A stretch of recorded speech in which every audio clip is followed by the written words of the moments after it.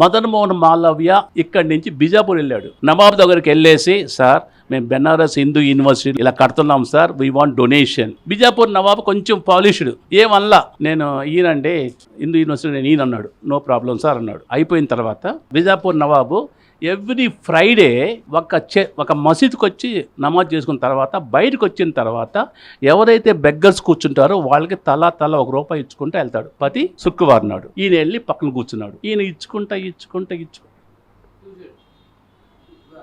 నువ్వు నేను వచ్చావు కదా దగ్గరికి. అవును సార్. మరి ఇక్కడ కూర్చున్నావేంటి? మీరు ఎక్కడ ఇస్తారు కదా, నేనే ₹1 ఇస్తాను. పర్వాలేదు సార్. రూపాయి ఏం చేసుకుంటావా? పర్వాలేదు సార్. ఏం చేసుకుంటావు రూపాయితో? ఏం లేదు సార్, మా దగ్గర పెద్ద బోర్డు ఉంది సార్, ఇండియాస్లో అతి ధనవంతుడైన నవాబు ఇచ్చిన డొనేషన్ చెప్పి పెట్టి ₹1 రాస్తాను సార్. అలా రాస్తావా నువ్వు?